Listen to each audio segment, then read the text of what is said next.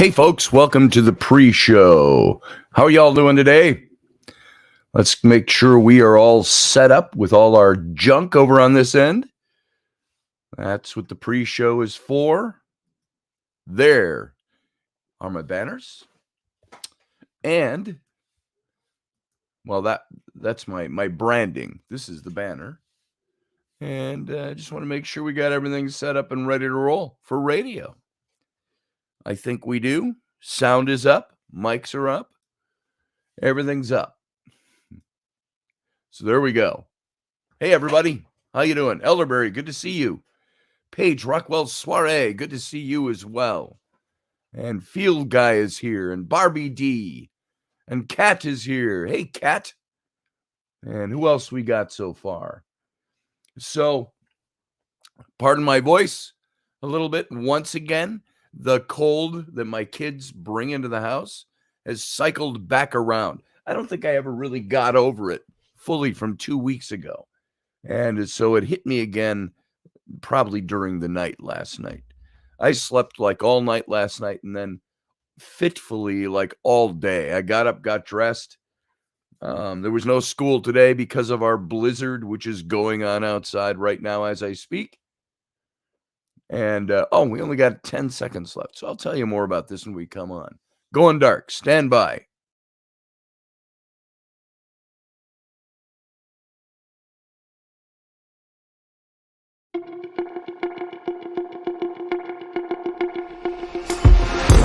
The Intrepid radio program with Scotty Roberts. Intelligent talk.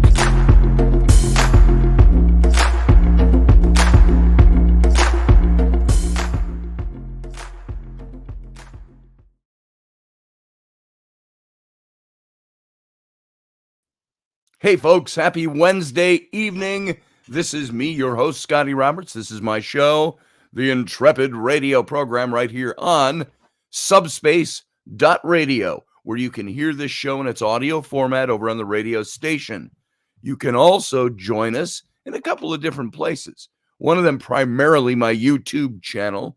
That's youtube.com/Scotty Roberts, where you can see the video simulcast of this show. And those of you watching live, if I look tired to you, I probably am a little bit just from the stupid chest cold that is now recycled around my household from 2 weeks ago, and I got it again. So I'm all a little sleepy-headed, a little voice going, all that kind of stuff. So, but I didn't want to cancel tonight because I won't be here on Friday night. Our normal show Friday night will be preempted by a rerun. And I've got a little thing I can't tell you any details about, but I'm traveling tomorrow down to, it sounds like a place you wouldn't even think of, but Iowa. That's all I'll tell you. And it's paranormal involved and it's television involved. So I'll tell you more about that when I can. But I'm going down tomorrow. I've been asked to be part of this effort. And knock on wood, we'll see where it goes. So we're going to be investigating tomorrow night and Saturday night on camera for this potential show. So I'll let you know more about it when it happens. So that's all I can say about it. And I thought I had a clearer voice than this, and I don't. And if you think this is what I'm drinking for my cold, it's not. It's what I'm drinking right now because I need a little caffeine in my system. It's Ash Wednesday, so burn some ashes, says Field Guy. Yeah, I'm not Catholic, so I don't really follow that so much. But -7 here in Nebraska, says Kat. We're also in the middle of a blizzard. Yeah, it's coming our way from you. If you look at a map of the United States, a weather map right now, that whole front is like a strip going across the middle of the country right now, hitting Nebraska, the Dakotas, Minnesota, Wisconsin along the way. Barbie D, trying to do that. Keep myself well covered up. That's what I'll do tonight, right after this show. There will be no Captain's Cabin again tonight, by the way, because my voice isn't going to hold out. And I feel like I really need to go get some shut-eye before tomorrow, when at the tail end of this blizzard, I'll be leaving here and heading for Iowa. It's about a 6.5-hour drive. And the snow is supposed to all taper off by morning to noon. Excuse me. Wow, that was good. That was carbonation for you. Say hello to my little friend. So it's supposed to taper off, and by noon, should be done. And it's so fast up here, the clearing of roads. When you live in these states, they get hit with weather like this. It's just fast. It's done. And so our driveway will probably even be plowed out by then. We've got a local guy that comes and he's got us on his list, and he plows us out. And so that's good. And so leaving the wife and kids for 2 days and heading out tomorrow. So there's no Captain's Cabin tonight after this show. No after show, no afterglow. We'll just have to glow and hopefully make this show strong enough and resilient, not resilient, brilliant enough that you will bask in its resilience. There it is. How about that? Yeah, whoa, belch, this page. That was accidental. I couldn't even reach a cough button in time. I was just talking, it's carbonation. Hey, Steele Randall, good to see you, brother. Glad you made it in. It's been good to see you lately. Aberlour Single Malt Whiskey. He says, you're probably going to say what I would tell somebody else. You scrolled up. And lemons. There you go. That'll do it. I'm all for that. And that'll help me sleep too. How about that? So, hey, Doc, he says. Who's here? Hey, Matt Finn, good to see you. Elvis, good to see you. Always good to have an Elvis sighting. And driving in my pink Cadillac. I can't even imitate Elvis right now because of my voice. Not that I was ever any good at it, but I could sound more like him than that croak that just came out of my throat. So, hey, Michelle Canham Free, good to see you. Matthew Sainsbury, good to see you as well. And if I missed anybody, it's not by act of omission, it's by act of accidentally missing you. So welcome to the show, everybody. I'm glad you're all here.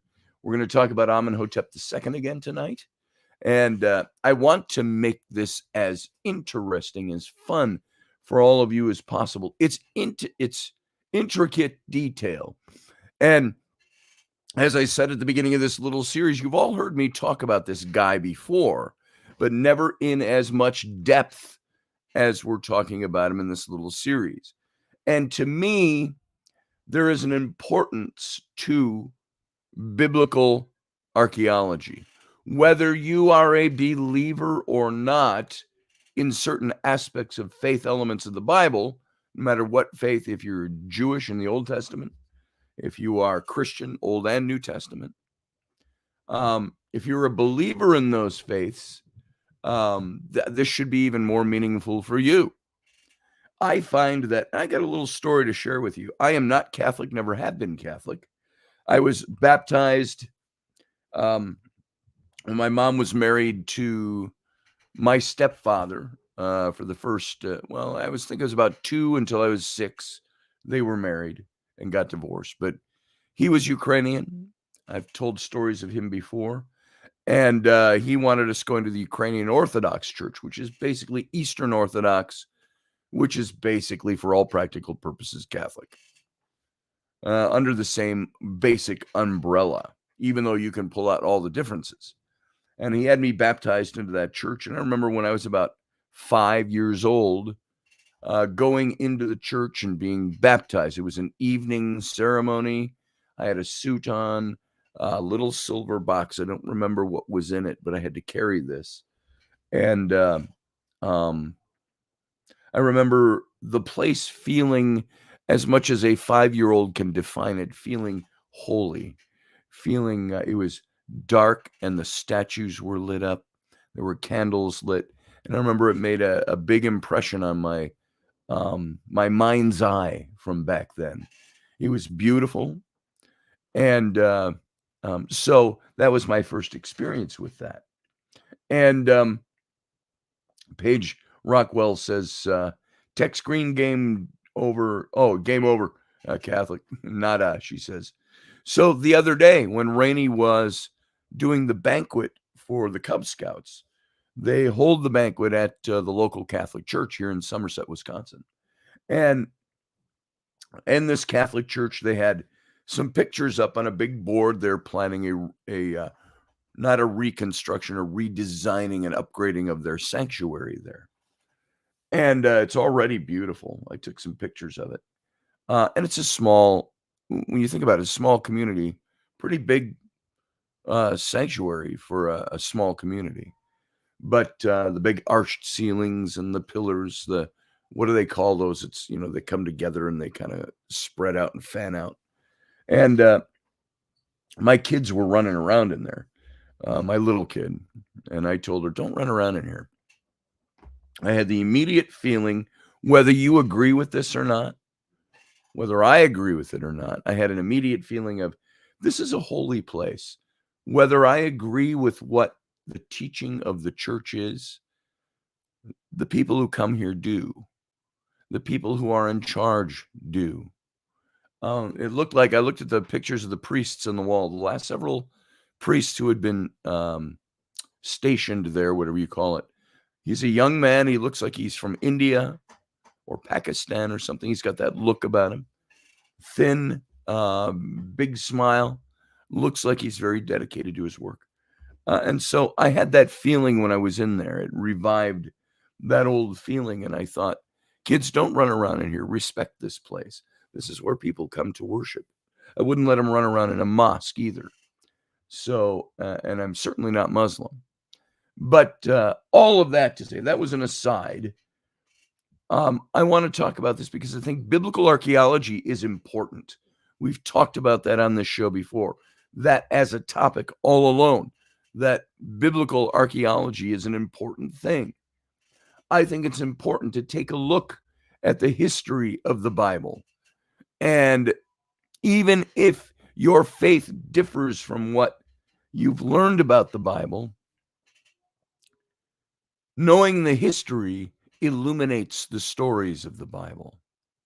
Knowing that almost every, well, not even almost, every historical fact that has been researched in biblical archaeology has sustained the historicity as being efficacious in the Bible. They've never gone, oh, history proves that this was wrong in this story. No. History might have proved at one point in some stories they couldn't validate it, and later it's been validated. I know there were some men who were writing 100 years ago some of the textbooks on Egypt and biblical archaeology. And they said there at that time, even 100 years ago, there had been over 1,500 different points of historical stories in the Bible that had been verified, and 1,500 of them. And so I think it's very important. Now we're talking about Amenhotep II as being the Pharaoh of the Exodus. We've already established that historically, and by the dating system, it's irrefutable. You can refute it and you can come up with a wild, crazy story, but the wild, crazy story, even if it sounds like the facts are straight, generally always has to look at some other element of the story as being not factual. The only way that you can maintain any kind of orthodoxy, and I don't use that word as a religious practice, maybe a different word would be better, but to maintain an orthodoxy in an understanding and a belief in the stories of the Bible is when you find archaeology. The archaeology has to not change the story. It has to verify the story. Now, is that a wrong way to go about archaeology? When you're looking at history, should you look to sustain the story as it's given, or should you just look for the facts? I'm a firm believer of looking for the facts, and that if the story in the Bible is missing something, then the story must be off, which contradicts what I just said a minute ago. Because I believe that there are facts in the Bible that are given to us historically. And you can either verify those or you can find something that qualifies the story with a piece that's still missing. And that missing piece has to be found and plugged in. So I'm going to show you something before we start tonight, because we're going to talk about Amenhotep II and the loss of his army in the Red Sea, and several different points about that tonight. Some of this could sound and get a little technical, but that's okay. I will simplify it as best I can. But I think this is really important to understand when looking at history. Did Pharaoh lose his army in the Red Sea? Did Pharaoh die in the Red Sea, as some have misinterpreted text? We've found through everything we looked at last time, he did not die in the Red Sea by his regnal dates and the accomplishments and so on. Now, tonight, we're going to see if he died in the Red Sea. And I think the Red Sea, by the way, is a misnomer. It's misinterpreted. The Red Sea, as you know, is that big sea that comes up and it branches off into two. You got the Red Sea on the west and the Gulf of Aqaba on the right, and the Sinai Peninsula, that triangle in the middle. And I'm going to share my screen with you, mostly because I think this is fun to look at. So if you've got your, let's see, Google Earth is what I want to share. Here we go. All right. Now, let's see. Can you all see that?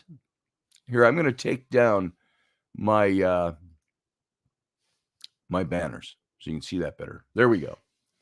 So hopefully you can all see that now. And you should be able to see my mouse as I scroll across it, because I'm going to point at a couple of things. But there's my house. That's Somerset, Wisconsin. We're going to start there and we're going to back out. If you don't have Google Earth, it's kind of fun. There's Somerset, Wisconsin, folks. So we're going to back all the way out. Now, I could just type it in, but I think it's cooler to do this.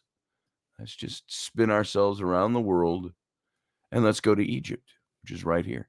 Now here, as I just mentioned, here's your Red Sea going right up here, and the left, or the east, west and the east, and the Sinai Peninsula in the middle. Now, let me ask you a question. You guys see my mouse when I'm pointing? You can see that, I hope. And because I'm going to point to a couple of things. So let's go back over here so I can navigate in Google Earth. So now let's just bring ourselves in close to Egypt, which is over here. This, by the way, I'm going to back out a little. This green line right here, running down here, that's the Nile River. Runs all the way down here. Whoops, not that far. And it runs all the way down into here, into Lake Victoria is its source. And it flows north into the Mediterranean. Sorry for the jumping around, folks. It's my mouse. Luxor, where I've been many times, is right here. It's on this little blip of the river that sticks out here. You can see Luxor is here. And if you go all the way down in here, by the way, just for fun, this is the current city of Luxor is here. Here is, and I've shown you pictures of this before, here is Karnak Temple Complex up here. If you look here, you can see on the river, this whole complex. Here's like the open ground in front, and this whole walled fortress here, filling most of the right center of your screen from top to bottom. The big black rectangle here, that's the lake of Amenhotep II. No, that's Tutmosis III. But over here, interestingly enough, here's Tutmosis III, the father of Amenhotep II. This was his sacred lake. His temple is here, right above it, just to the upper left. And down here on the other side is the temple of Amenhotep II and his son. And you can see also, this is all anecdotal as we're walking through here, but this is the obelisk. There's an obelisk laying on the ground here. This one right here. You see this? This is the broken top. That's all the sharper that picture will get from satellite. That's the broken top of one of the obelisks of Hatshepsut. And over here is where it broke off. Well, there's one of them here. You can see by the shadow. And it was one that was taken down. And there's a couple of, and this is the Hypostyle Hall. And out here to the gates of Karnak. And the sphinxes that are lined up there. So that gives you an idea. That's Luxor. And by the way,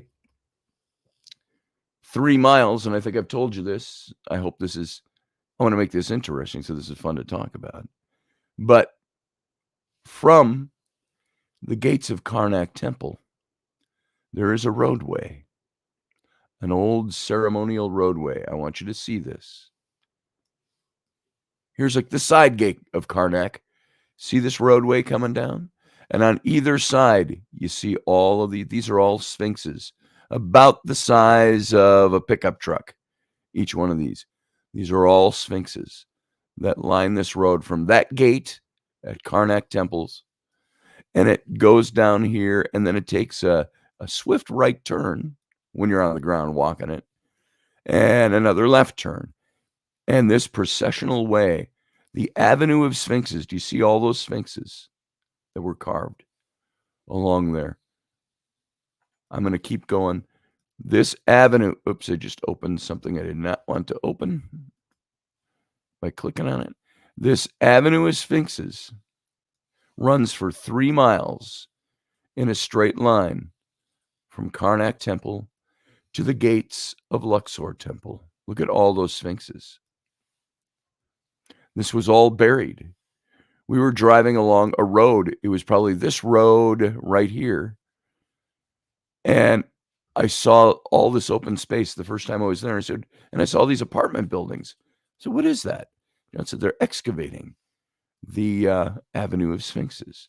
And it runs for 3 miles all the way down here. And they have reconstructed some of it. Well, the paving stones are still there, which is the beauty of it. Let's see. I'm trying to get all the way down here to the end. Here's the end, or the beginning. This section right here in the middle, you see, this has got all those ancient stones still in it, the ancient pavers that are still in it, and the sphinxes on either side. And it runs in that straight line from Karnak Temple all the way down here to Luxor Temple. There is Luxor Temple. And it was pretty cool. You can see this from the boat landing on the other side. Now, this is the main city is over here, which is pretty cool. You know, I threw my backpack on and I went out here and I met some friends for coffee there, my Egyptian friends, when John and Maria were at their site. And I flew in. But here, where you see this circle up here, this is the boat landing. You see all these little ferry boats. They go back and forth all day long. And you walked up this strip here, and you took a side turn off of this street right here, this diagonal, and you went back in here somewhere, and I'd have to relocate it here, but John and Maria's house was right by the banana plantation back here. We'd walk from the waterfront, it was about a mile, to their house, which is down in here. But anyway, that's a side trip. All right. Let me click back over here. Everybody still with me over here? All right. So let's go back to Google Earth. I want to show you something. When we're talking about Amenhotep II and the Exodus and the crossing of the Red Sea, I started out with this. The Red Sea is a misnomer. Many people believe it's a misinterpretation of the Reed Sea, R-E-E-D, the Reed Sea. Or the, I'll get to it here and I'll show you where it is. Look at this. Now, let's go north of Luxor here. Follow the Nile north. All the way up here to By the way, I want to show you something here. Here is Saqqara. First of all, I'll show you a very familiar site, which is right here.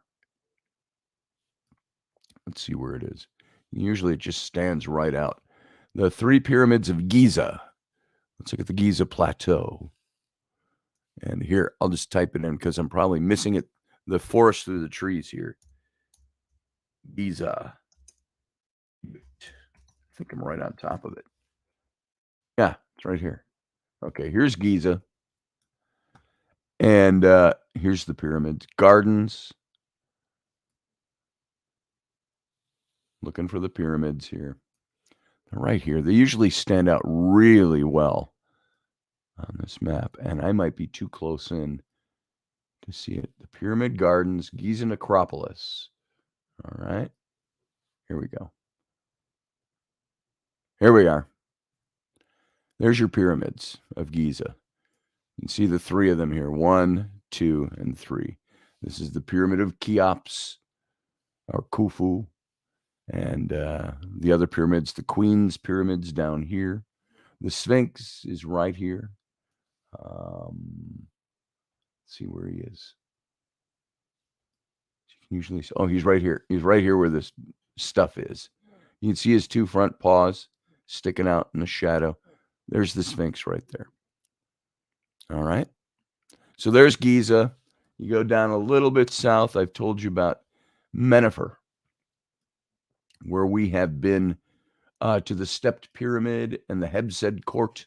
And you remember that funky picture I got of whatever that was? That's going to be right here. Here's Memphis. Old Memphis is here. And you go out here, and there's the stepped pyramid of Djoser and the big courtyard out in front. And then over here to the side, right here, this is the Hebsed court, right here. And what's our elevation here? We're at about 56 meters high, something like that, it says. You get closer, it's not as clear. But there's the stone I was sitting on. I walked over here, stood on this porch right here to this little temple, and took a picture this way across to these.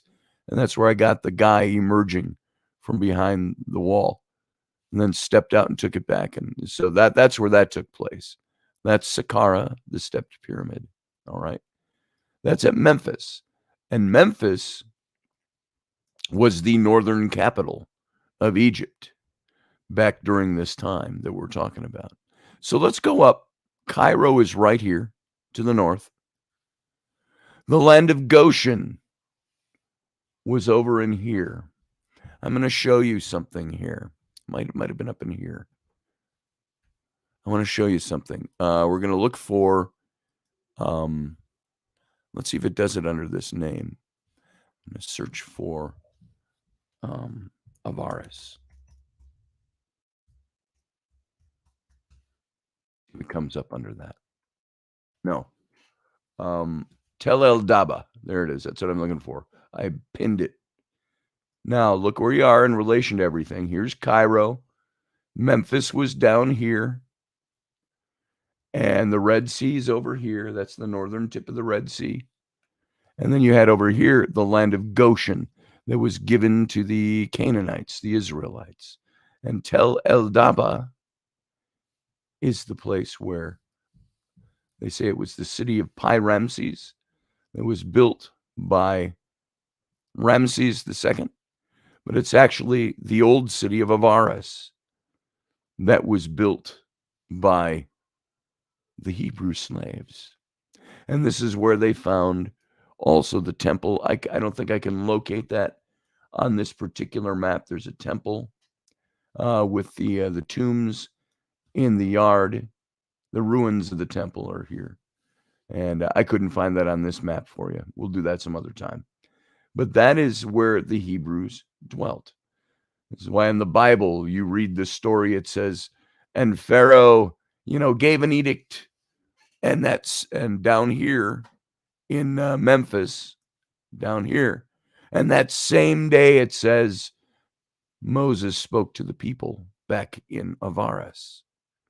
That was a day's journey up the canals and the canals of the king. Now, here's what I'm getting to for tonight's show. And we might not get into as much of the technical. We'll get into some of it. But let me go back here for a second. Where's my StreamYard? There it is. All right.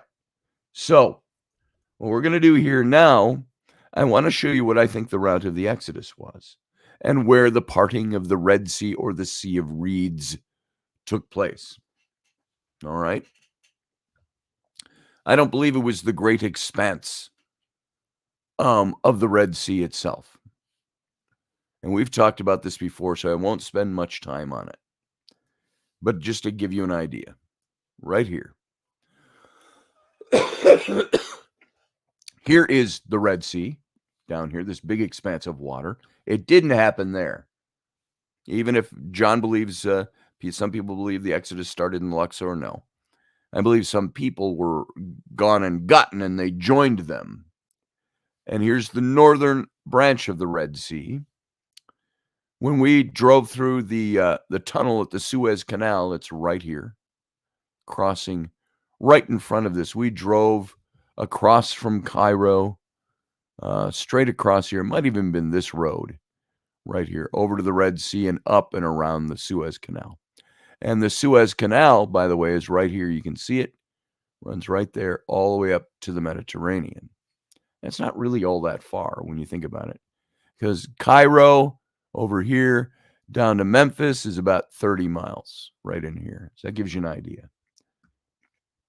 So here's what I believe happened. The plague of the 10th plague, the plague of the death of the firstborn, Passover. Pharaoh says, get your shit and get out. So, and they're all packed already.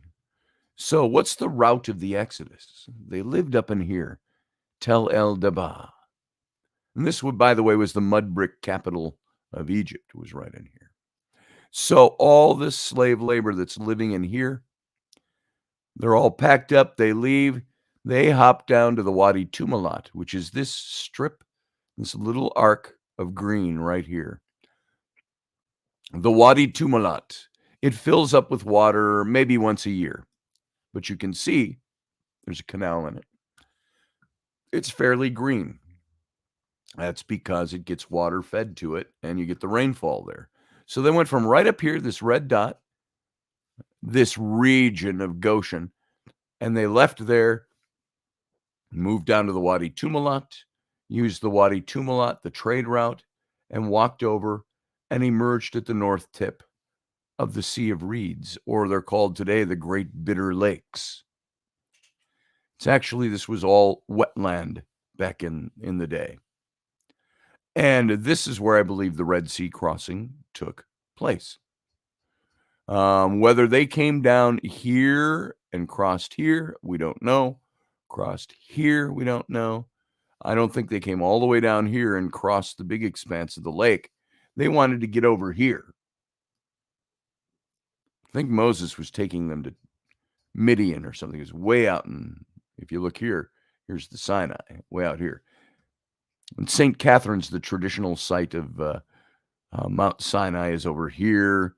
Serabet El Chedim is from this little notch right here, straight in. It's about right in here in these mountains. It's where I've been a couple of times. And so this is the route they took. And when the strong east winds, remember I told you, they talk about the movies, it's always so dramatic. Moses stretched the rod over the waters, and the wind blew, and God parted the waters as a wall on the left and a wall on the right. I don't think it happened that way. Even the biblical description isn't quite that way. It talks about how Moses stretched the rod over the waters because they're being hemmed in by Pharaoh's army, who's chasing them from over here, probably in Menepher, cutting a path up here and going over to the Wadi Tumalat and over to the sea. And he corners them there. And it says, and he stretches the rod over the waters, and a strong east wind blew all night and parted the waters.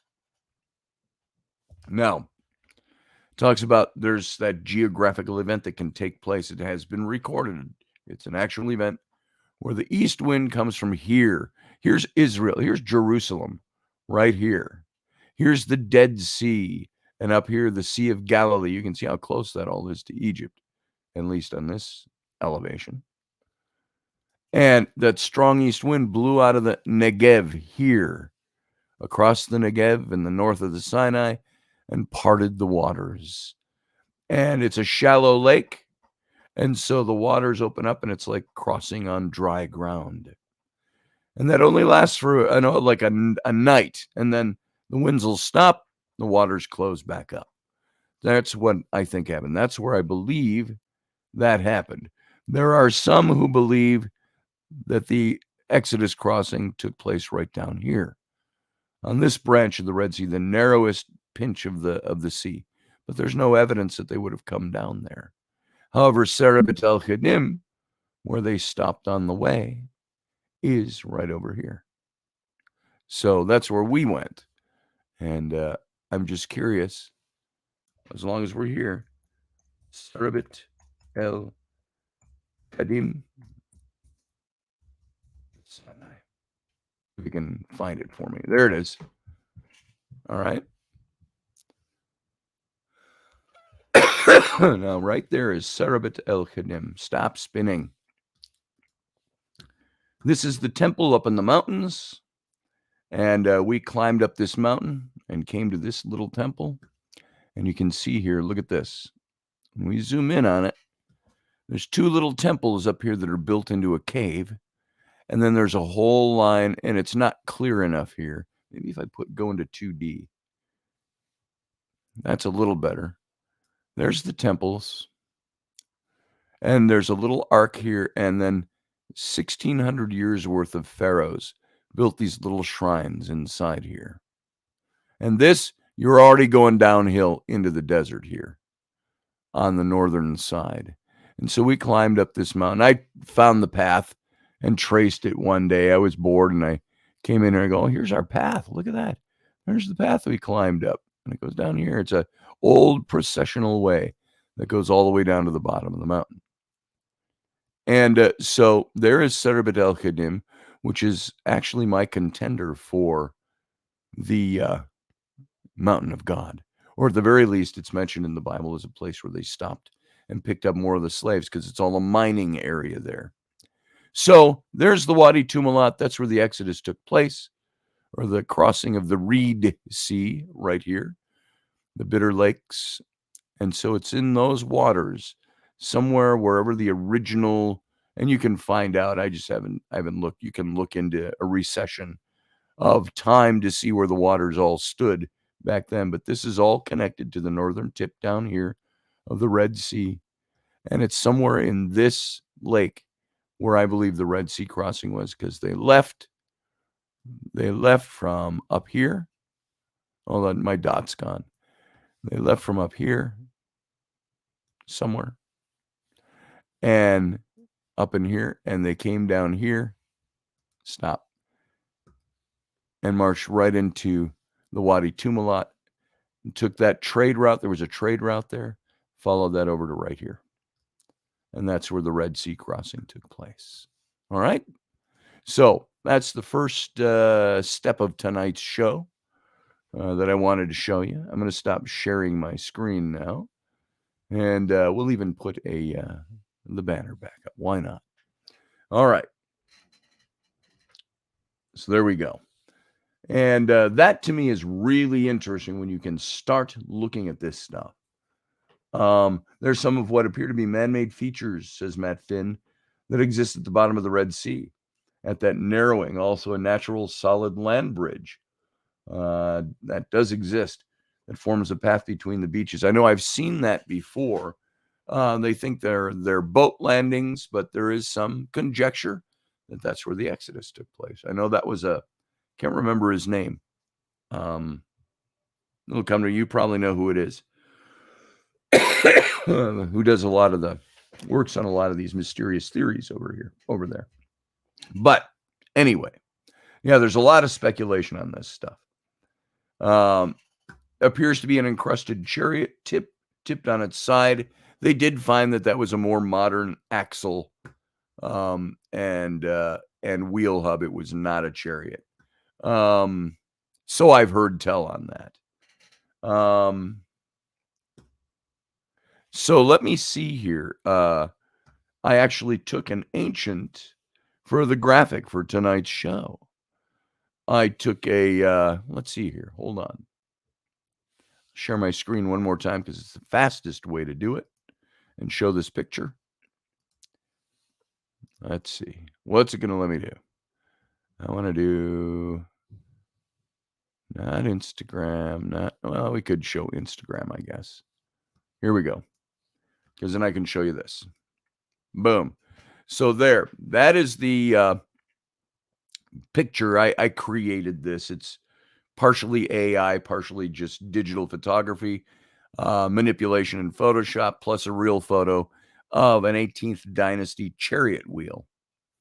And and I put it down at the bottom of the sea for this. So that's kind of what you get when you look at a chariot wheel. And I know I've seen that picture of the submerged, what they thought was a chariot wheel. And there was a lot of credibility, it seemed, behind that claim because it looked gold. It shined in the light. Gold does not corrode. The wood beneath would have corroded, but the gold would not corrode. And so I have heard, and I don't think it's just naysayers, but I thought I had heard that it was found, they dived down there and they found that it was a more modern truck axle that they had found. And I know which picture you're talking about. So it's very interesting. We actually included that picture, I believe, in our book, The Exodus Reality, John and I. So let's see. What time have we got? It's 8:43. And I got about, how many minutes do we have left? About 50. We got about 15 minutes left where I can make a little case here for Amenhotep II and the loss of his army in the Red Sea. And he had what was called as the Second Asiatic Campaign as a result of the Exodus. And the great reduction in his campaigning and expansionism is what I want to see here. This is all kind of the nitty-gritty technical stuff that will make you look at this guy and say, oh, this is why he fits into this picture. The renowned conqueror Thutmose III had led 17 military campaigns into the Levant, but his son, in stark contrast, led only 2 or 3. And that's Amenhotep II.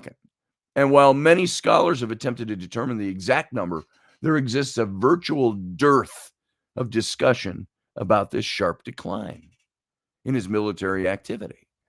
And Ahorani attributes it to an underlying diminishment of Egyptian power. He said, already in the days of Amenhotep II, the son of Thutmose III, cracks began to appear in the structure of the Egyptian empire, he said. And he said he hints at the dissipation of Egypt's might by the end of Amenhotep II's reign. And he goes on to say, it seems possible to consider this reign as unsuccessful, a time of decline, a few exploits abroad, a few preserved memorials, an almost complete absence of sources after the 9th year of his reign. After the 9th year. Yet the intervening years featured neither Egypt's engagement, loss in war, nor a significant change in the political climate. So it's been said that despite Thutmose III's military successes, Mitanni remained Egypt's primary adversary in the 18th dynasty. And there's no reason to doubt her continued aggressive policy in the reign of young Amenhotep II. And so while this might be true, Amenhotep II's year 9 campaign was the last time to pit Egypt against the Mitanni. And during the reign of Tutmosis IV, the Mitanni, under threat from the Hittite king, King Tudahadias II, attempted to forge an alliance with its Egyptian archenemy, demonstrating a complete reversal in relations between these formerly incompatible superpowers. And so in the Amarna letters, which took place a little later, under Amenhotep IV, it's revealed that by the mid-14th century BCE, Egypt held only nominal control of Palestine, as they no longer struck fear into the Canaanite rulers. There's no more fear from Egypt. And one author notes that this relative military inertness from Egypt lasted until Horemheb's coming to power, which, remember, Horemheb was the general of Tutankhamun a couple of generations down the road. And some said he even might have murdered Tutankhamun, but he became the pharaoh. And as the general raised Egypt's power back up by 1335, so you're talking roughly 110 years later. So how does one explain the great disparity in Egypt's campaigning, the uncharacteristic change in political policy toward their bitter enemy to the north, and Egypt's general loss of power and imperialistic dominance? So you got to look at, secondly, the motivation for the recording of Amenhotep II's Asiatic campaigns. And the relative shortage of military activity during Amenhotep II's reign cannot be attributed to his timidity. He didn't have any of that. He recorded his few military excursions into Asia in the Annals of Amenhotep II, which contain not a complete daily record of each stop on the various routes, but only a selection of the events that accentuate his courage and present him in a positive light. And Scholar Pritchard, he adds that Amenhotep II gloried in his reputation,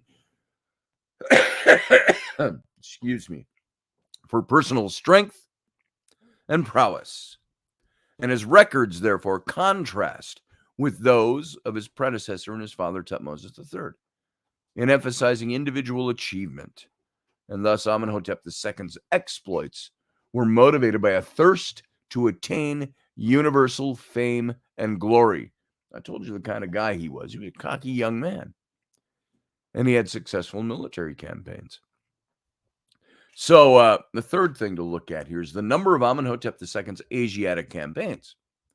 Prior to the discovery of the Memphis stele, which scholars assume that both Amenhotep II's Asiatic campaign, as recounted on the fragment of the Karnak stele, and the operations against Takshi, mentioned in the Amada and the Elephantine stele. I'm mentioning a bunch of things here that we have not given you any groundwork for. Trust me, these are all documents and steles, big stone carvings, full of campaign information. It describes one event. With the Memphis stele discovery, it's still possible that the Karnak Amada Elephantine stele referred to a common campaign. But the notion of only one campaign was proven false, since the Memphis stele clearly delineates two distinct, separately numbered campaigns. However, its text presents a dilemma. The stele clearly delineates that there were two distinct, separately numbered campaigns. And this dilemma is the translator finds it impossible to reconcile the dates in these several stelae. And the available evidence allows for two views. One, Amenhotep II conducted 3 Asiatic campaigns, or two, Amenhotep II conducted 2 Asiatic campaigns that were relevant inscriptional evidence from antiquity. It solves the whole dispute, which is critical to this pharaoh's biography. Hey, over there. We're done in a few minutes. I just came to listen. The Rainy is over there listening. And another point is that the evidence from the Memphis stele, you know what? I want to skip some of this, but I don't think I need to dig so deep into this. But there's evidence on the Memphis stele that record multiple Asiatic campaigns, Asiatic being the Middle East.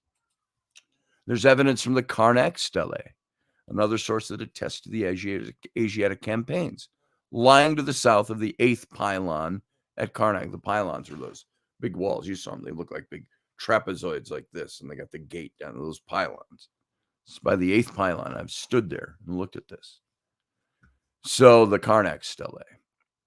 The theory of the 3 Asiatic campaigns launched by Amenhotep II. Many scholars believe that Amenhotep II campaigned into Asia 3 times with 2 options offered to resolve conflicting information on the stelae.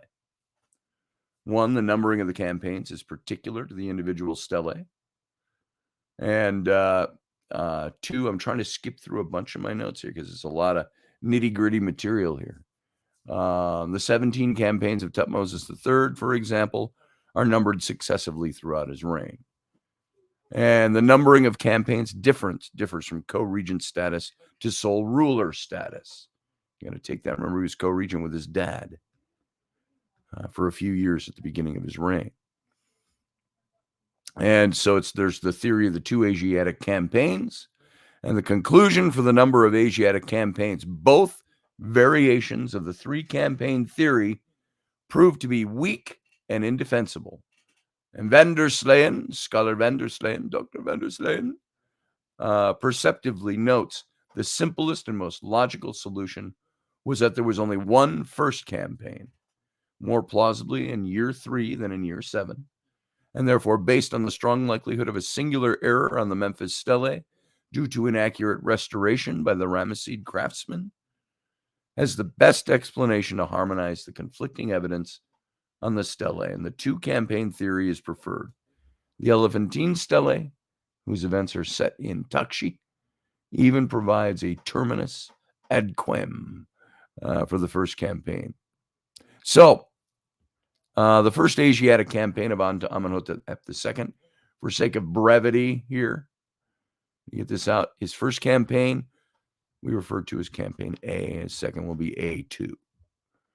And they chronologically followed a sequence on these stelae. We can talk more about the second Asiatic campaign. All this is doing is establishing what he did with his military and the campaigns he led before and after the date of the Exodus. The second Asiatic campaign was launched to finish the task of the first campaign. And the second Asiatic campaign launched was to replenish Egypt after their losses. The second theory for the motive of A2 is that it was launched to replenish the Egyptian slave base and many of the valuable commodities that were lost when the Israelites plundered and fled Egypt. According to this theory, Pharaoh's motive is related to the Exodus. If the Exodus and Amenhotep II's year 9 campaign transpired in the same year, which is highly possible, given the chronology of the harmonization demonstrated earlier in all this stuff we've been covering, a brief campaign into the southern Palestine to recover some of his critical losses would be both logical and expected. So the feasibility of this theory will be determined by a study of the details of that campaign, which we're not going to do here. It gets way deep and thick, and you're wading through the waters of the closing Nile, practically. There's a unique pre-winter launching of the second Asiatic campaign. Gives a date for it and everything. There's the contrast between the 2 Asiatic campaigns launched by Amenhotep II. And one is he has great military activity. The second one, he's depleted. The drastic change in foreign policy after the second Asiatic campaign of Amenhotep II. Another oddity is that after its conclusion, the Egyptian army, established by Tutmosis III as the 15th century BCE's most elite fighting force, went into virtual hibernation. Their previous policy of unwavering aggressiveness toward the Mitanni became one of passivity and the signing of peace treaties. The reason for this new policy is missing from the historical record in Egypt, but Amenhotep II evidently was the pharaoh who first signed a treaty with the Mitanni. Subsequent to his second Asiatic campaign, this is the important part. It connects this event to the arrival, after year 10, we may be sure, of a Mitannian embassy sent by the Mitanni king, Sositar, with the proposals of brotherhood, fraternal alliance, renunciation of hostilities, etc., etc., etc. And Redford adds that Amenhotep II seemed susceptible to negotiations, and that he was apparently charmed and disarmed by the embassy from Naharan, and perhaps even signed a treaty. Yet such a treaty is completely out of character for imperial Egypt and this prideful monarch, especially since the pharaonic state of the 18th dynasty could, more easily than the Mitanni, sustain the expense of periodic military excursions, 800 kilometers into Asia. So support for Amenhotep II being the first to sign a pact with the Mitanni is found in the actions of Tutmosis IV. Only by postulating a change of reign can we explain a situation in which the new pharaoh, Tutmosis IV, can feel free to attack the Mitanni holdings with impunity. And by the way, what's the other name for Amenhotep IV? Anybody know his other name? Amenhotep IV? Or, I'm sorry, Tutmosis IV. Tutmosis IV. That was none other than Akhenaten. So, this mysterious reversal in foreign policy would remain unexplainable and unthinkable. And we got to get out of here, by the way, for the radio audience. All of you over there, live long and prosper. We're going to go out. I'll be right back, folks. Sit tight.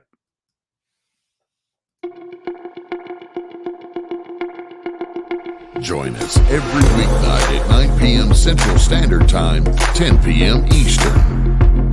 The Intrepid radio program, a Scotty Roberts Productions broadcast.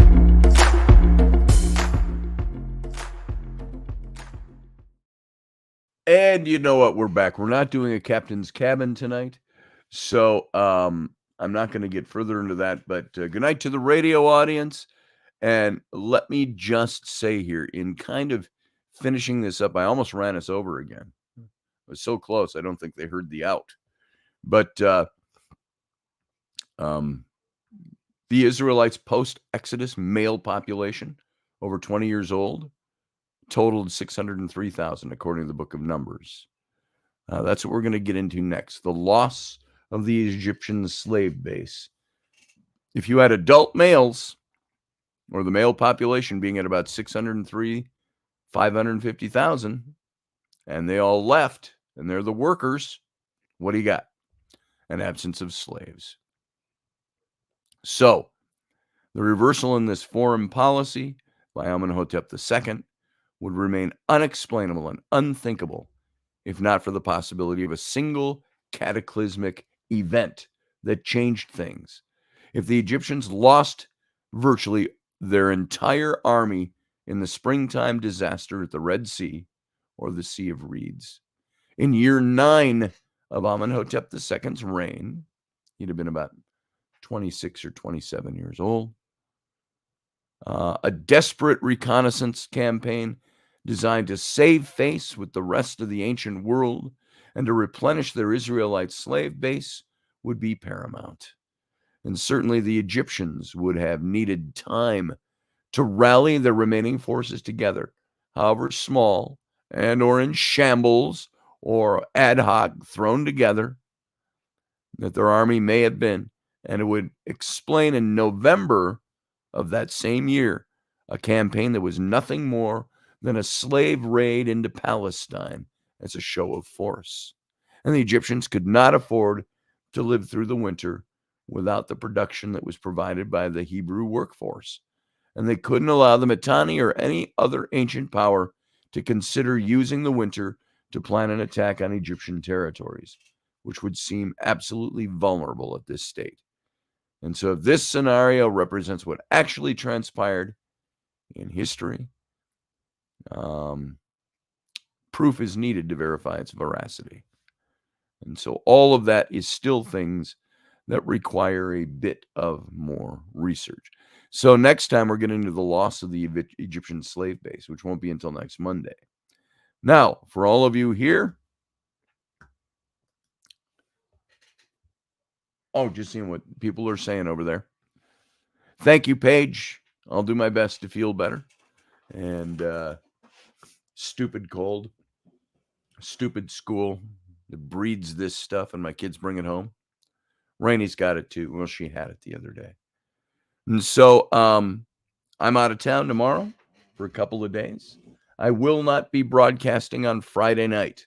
For those of you who missed that announcement at the beginning, I am going to be somewhere where I cannot be broadcasting and busy doing something actually that time of night. So there will be no Friday show, but trust me, it's for some interesting stuff. Doing some preliminary filming for a possible television presence, paranormal. We'll leave it at that. And it's out of town. So I'll be gone for that.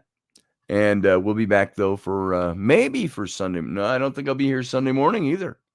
Come to think of it, because we'll be going late into Saturday night. And I'll be making the 6-hour drive back home on Sunday.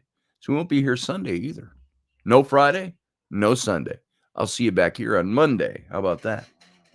Come to Nebraska and hang out with our cross-dressing theater ghost. Oh, that would be interesting, Kat. I'll have to see that one. Field Guy will do a show. Watch for his announcements. Go over and watch Field Guy. Join in his stuff. I don't have time to record anything before I go. Otherwise, I'd have done that. Maybe if I hadn't slept all day today. So, on that note, I got to get out of here. I got to go to bed. I want to thank you for being here, letting me talk to you about some technical, historical stuff that I hope is interesting enough when you tie the knot at the end and say, there's a lot of history that bolsters the fact that Amenhotep II was the pharaoh of the Exodus. I'll do my best, Anita. Thank you. And all of you, thanks for being here. I'm just going to play the Captain's Cabin out for the night. So thanks for being here. Live long and prosper. See you soon.